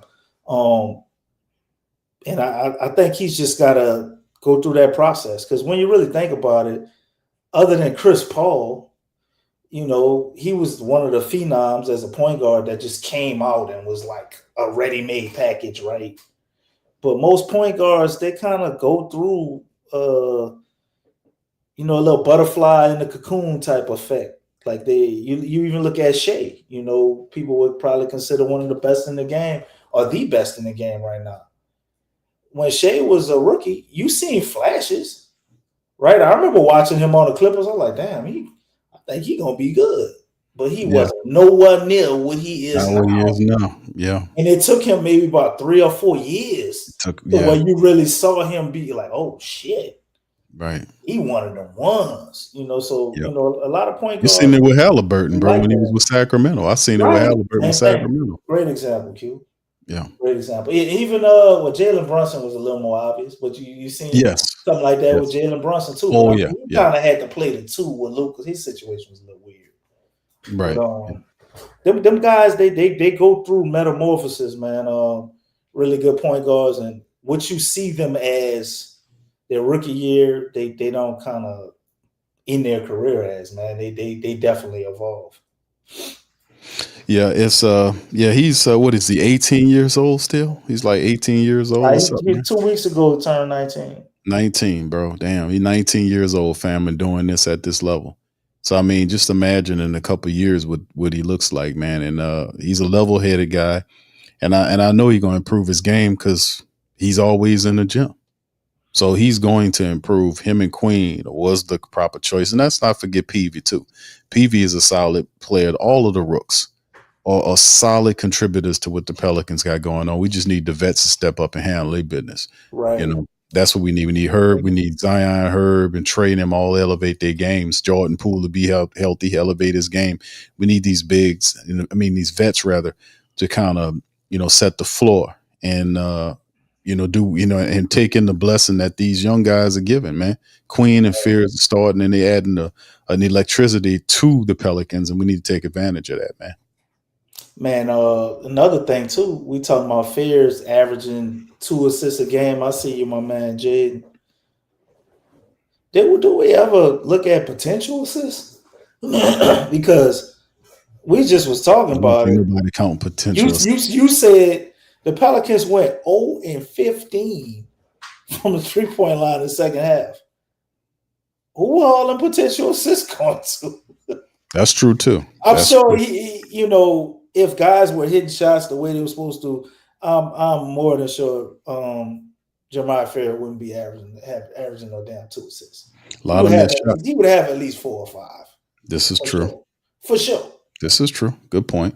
Yeah, a lot of that is a lot of missing going on, bro. That's a lot of missing. Herb, Sadiq, a lot of 3-point missing in these games, bro. The last several games, a lot of 3-point missing. At some point, that has to be addressed, man. At some point, like they're just leaving Herb alone. He in the corner, he ain't hitting shit. So at some point, a lot of that has to be addressed. These shots got to start falling. Or he got to adjust and do something else to get guys out there. Guys have to start shooting better, especially when they're wide open, man. You're an NBA player. You got to hit wide open jump shots. Yeah, they look like they're using the drop-by-drop method, though, Q. Every game, we look like we get a little bit better. But it's still another crack somewhere we got to plug a hole. Yeah, it's just a lot of problems, though, DC. That's the problem, man. You see them fighting, but it's just they still are plagued by these Roman quarters that pop up, and they lose. They lost by 14 in the third tonight. Roman quarters? It's a Roman Phantom quarter that pops up throughout the game because they'll pinpoint. It happened early in the season. They'll watch that third quarter and like we pinpointed the third, then it'll become the first quarter. The first quarter when they get blown out. The third quarter becomes the first quarter. That's a Roman Phantom quarter that happens with the Pelicans that we have to be able to put together a full game. You can't let teams blitz you like that, and it just can't happen, man. We can't let that happen. So. Like I said, they got to get smarter about a lot of stuff, especially these wide open 3-point shots is really troubling. It's really troubling. These wide open 3-point shots, offensive rebounding, and just doing a lot better from the foul line. The fundamental stuff. Let's offensive rebound. Let's hit the free throws. Let's play better defense. Let's communicate better on defense. We didn't have too many dumb switches tonight. In the game, we have too many of them dumb switches, but they're getting better. And you're right. It's like the Chinese water torches. One is incremental, is that it's getting better and better. But it had to culminate with a win against Atlanta. I mean, like I showed y'all the schedule, the next several games are games that with healthy people, the Pelicans should be able to beat the Hawks. They should be able to beat the Memphis Grizzlies. They should be able to beat some of these other teams and start a winning streak to kind of get going. 8, 9, I don't know if they can do it, but 8 or 9 games, one game at a time with Zion back, man, and our rookies playing this way. Coach Borrego's an intelligent coach setting up everything. We have to put wins together, man, if we're going to make a dent in this stuff. We got it. We got to at some point. Go ahead, DC, your final point before we go. Yeah, well, we'll be right back here tomorrow to do it again. And if they could just take that next step and start hitting some goddamn shots. Yeah, Hawk, you're right, bro. Who said that? The brother New Orleans. Yeah, you're right, bro. Hawkins got to hit that shot too. DC called him a 2-point specialist. He done dropped him down. 2-point specialist, dog. he switched that midi, bro. Specializes in hitting the 2-point midi. But I ain't mad at him though. He ain't feeling the 3. He got the mid range, so I ain't mad. At least he hitting some kind of shot. He ain't not missing, everything. So he just got a little close. That's what the game is. You can't hit the 3-step closer and hit the jumper.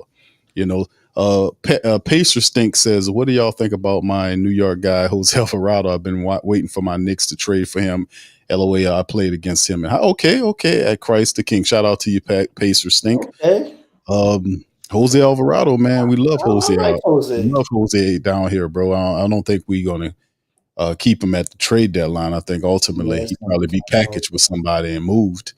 So whether he go up there with Josh Hart or Tanaji, DC interesting thought on Najee Marshall trying to bully Jay Fierce, right? He trying to take up for his dog Jose. That's crazy. But I like Jose, man. Sometimes he just needs to be self-aware, you know.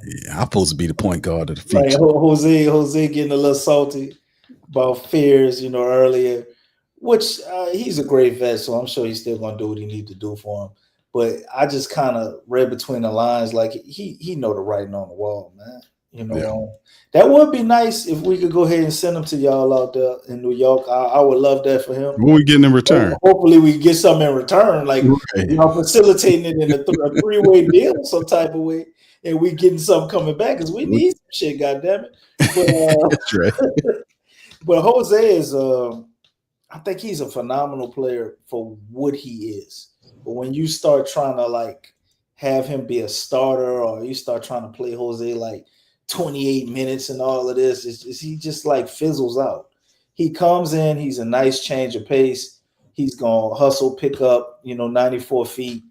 And when he got everything going, you cannot lead him open. He can be a lethal shooter at times, but I don't. They're kind of up and down lately, DC. Yeah, he a little streaky, what I'm saying, sometimes. But when Jose got it all clicking, man, Jose dropped 30, 40 points on your head right quick. His emotion too.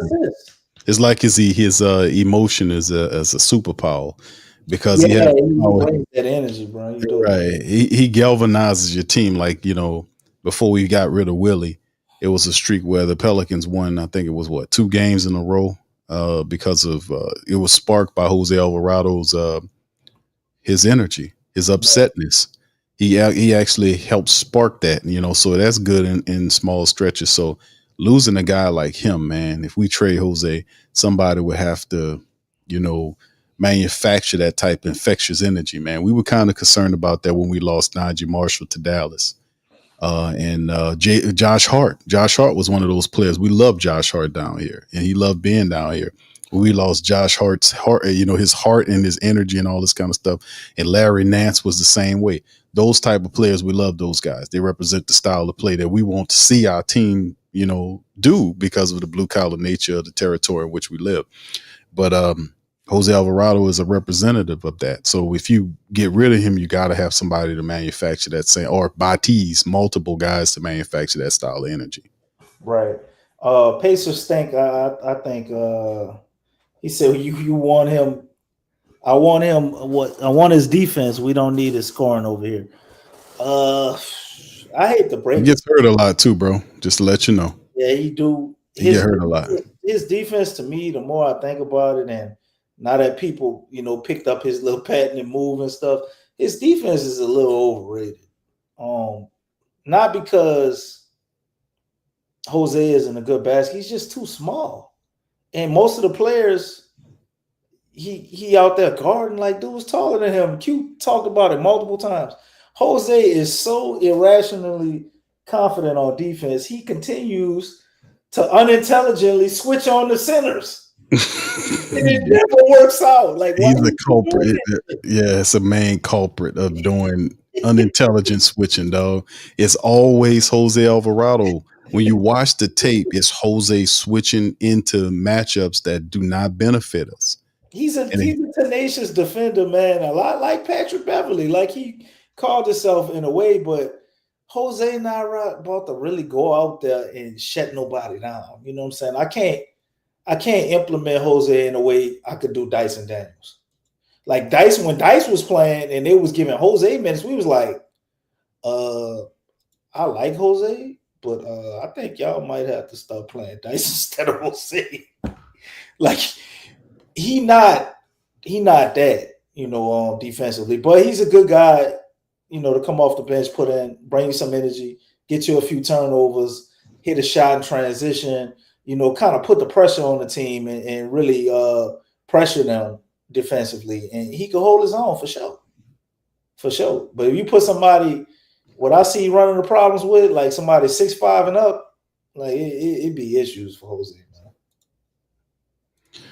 Yep. And like I said, we'll bounce it back to the Pels, man, tomorrow, 6 p.m. tip-off time, Saturday night in the blender, man. 2-14 Pelicans, 1-7 at home, currently on the 8-game losing streak. Welcoming the Atlanta Hawks, who are 9-7, actually a pretty damn good road team. They've are 7-3 on the road. We'll see what the latest updates on Jordan Poole and Carlo Makovic. They're both considered estimated return times are for tomorrow. The Hawks are also on a 2-game losing streak, right? Over the last 2 games, they lost to Detroit and San Antonio, and they'll be looking to get a win against the Pelicans. So Pelicans losers, they need to get this stuff right, man. And the Hawks supposed to be medicine for the Pelicans. We got to take advantage. All right, so with that being said, man, y'all do us a service. Y'all please feel free to hit that like button. Hit that subscribe button. And by all means, feel free to share the show on social media feed. Check out our sponsors and links in the description section below. And we're going to holler at you, man, tomorrow night for the Pelicans recap of the Pels and Hawks game. Much love. Peace. Go Pels. Yeah. You're listening to the Pelicans post-game report on the PRO Media Network for all things Pelicans. Perfect. Fly Pelican, fly Pelican, fly Pelican. And I tell them that. Fly down, I'm a Pelican forever. Pelican ever. Ain't gon' lie, I feel flyer than I ever been. We stay ballin', this New Orleans, I'm a Pelican. It's going down in the nest, wild, wild west. Come in town and you best show us some respect. 3-point threat, I better make it rain. If it's up, then don't jump stupid like your ankle sprain. Always said, never hate the player, hate the game. Jumper where the dame late, punch a train. Post game, Big Q, talking about business. Bird gang, YouTube, they ain't flocking with us. Lock up the division mission, get into the finals. Finish competition, then it's going win the title. I know this flyer than you could get. Such a threat that the ref just might call a tag. You could double, you could press, but you can't check. Right, left, slide by you like a Eurostep. Fly Pelican, fly Pelican, fly Pelican. And I tell them that birds of a feather flock together. Fly down, I'm a Pelican forever, Pelican forever. And never, and never, and never, and never, and never, and never say birds of a feather flock together. Yeah, fly die, I'm a Pelican forever, Pelican forever.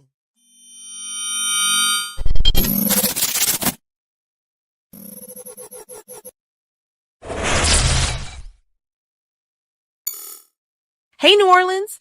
Whether you're catching up on Saints news at Jackson Square, checking Pelicans scores in the Garden District, or staying updated on LSU while grabbing coffee in the French Quarter, there's one place that keeps you connected to everything that matters in our city. From Bourbon Street to the Superdome, from Preservation Hall to the Riverfront, New Orleanians are staying in the know with the WhoDatDaily.com. Your daily source for Saints, Pelicans, LSU, and all the sports, music, and culture that makes our city special. At work downtown, at a game in the Dome, or just relaxing by the Mississippi, wherever life takes you in the Big Easy, you can stay connected. Because when you're from New Orleans, you don't just live here. You stay in the NO. That's stay in the know. Visit the WhoDatDaily.com and never miss what matters most to Who Dat Nation. Stay in the NO, you stay in the know. Welcome to the Pro Shop, where we create authentic NOLA-inspired clothing for men, women, and children. From Saints jerseys to Pelicans gear, everything's crafted right here in New Orleans. Whether you're shopping the Pro Shop, the Pel Shop, or the Pro Shop Kids, we've got your whole family covered with genuine merchandise that represents our city's spirit. Check for links in the description section below.